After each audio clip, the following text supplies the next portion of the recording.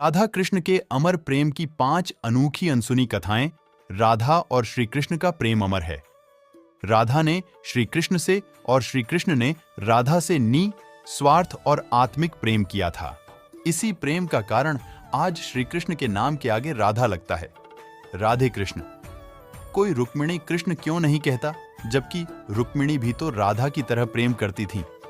आओ जानते हैं राधा कृष्ण प्रेम की अनसुनी बातें। अन्य पौराणिक कथाओं के अनुसार राधा श्री कृष्ण से 5 वर्ष बड़ी थी। राधा ने श्री कृष्ण को पहली बार जब देखा था, जबकि उनकी मां यशोदा ने उन्हें ओखल से बांध दिया था। उन्हें देखकर राधा बेसुध सी हो गई थी और उनके प्रेम में पड़ गई थी। उन्हें लगा था कि यह किसी पूर्व जन्म का रिश्ता है। कुछ लोग कहते हैं कि वह पहली बार गोकुल अपने पिता वृषभानु जी के साथ आई थीं, तब श्री कृष्ण को पहली बार देखा था। और कुछ विद्वानों के अनुसार संकेत तीर्थ पर पहली बार दोनों की मुलाकात हुई थी। जो भी हो, लेकिन जब राधा ने कृष्ण को देखा तो वह उनके प्रेम में पागल जैसी हो गई थी और कृष्ण भी उन्हें देखकर खूस हो गए थे। दोनों में प्रेम हो गया था। एक बार नंद बाबा श्री कृष्ण को लेकर बाजार घूमने निकले थे। उसी दौरान राधा और उनके पिता भी वहां पहुंचे थे। दोनों का वहां पहली बार मिलन हुआ। उस दौरान दोनों की ही उम्र बहुत छोटी थी। उस स्थान को सांकेतिक तीर्थ स्थान कहते हैं। संकेत का शब्दार्थ है पूर्व निर्दिष्ट मिलने का स्थान। मान्यता है कि पिछले जन्म में ही दोनों ने यह तय कर लिया था कि हमें इस स्थान पर मिलना है। कहते हैं कि यहीं पर गर्ग संहिता के अनुसार एक जंगल में स्वयं ब्रह्मा ने राधा और कृष्ण का गंधर्व विवाह करवाया था।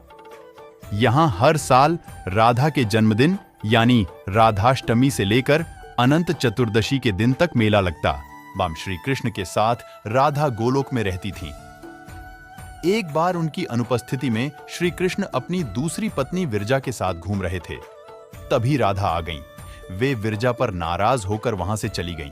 श्री कृष्ण के सेवक और मित्र श्री दामा को राधा का यह व्यवहार ठीक नहीं लगा और वे राधा को भला बुरा कहने लगे।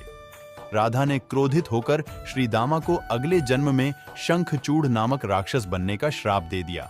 इस पर श्री दामा ने भी उनको पृथ्वी लोक पर मनुष्य रूप में जन्म लेकर 100 वर्ष तक कृष्ण विछोह का श्राप दे दिया। राधा को जब श्राप मिला था, तब श्री कृष्ण ने उनसे कहा था कि तुम्हारा मनुष्य रूप में जन्म तो होगा, लेकिन तुम सदैव मेरे पास रहोगी। यही कारण था कि राधा और श्री कृष्ण का बचपन में विछोह हो गया था। राधा श्री कृष्ण की मुरली सुनकर बावरी होकर नाचने लगती थी और वह उनसे मिलने के लिए बाहर निकल जाती थी। जब गांव में कृष्ण और राधा के प्रेम की चर्चा चल पड़ी, तो राधा के समाज के लोगों ने उसका घर से बाहर निकलना बंद करवा दिया। फिर एक दिन श्री कृष्ण ने माता यशोदा से कहा कि माता, मैं राधा से विवाह करना चाहता हूं। यह सुनकर यशोदा मैया ने कहा कि राधा तुम्हारे लिए ठीक लड़की नहीं है। पहला तो यह कि वह तुमसे 5 साल बड़ी है और दूसरा यह कि उसकी मंगनी यशोदे के भाई रायण पहले से ही किसी और से हो चुकी है और वह कंस की सेना में है, जो अभी युद्ध लड़ने गया है। जब आएगा तो राधा का उससे विवाह हो जाएगा, इसलिए उससे तुम्हारा विवाह नहीं हो सकता। लेकिन कृष्ण जिद करने लगे। तब यशोदा ने नंद से कहा। कृष्ण ने नंद की बात भी नहीं मानी। गर्ग आर्षि ने कृष्ण को समझाया कि तुम्हारा जन्म किसी खास लक्ष्य के लिए हुआ है। इसकी भविष्यवाणी हो चुकी है कि तुम तारणहार हो।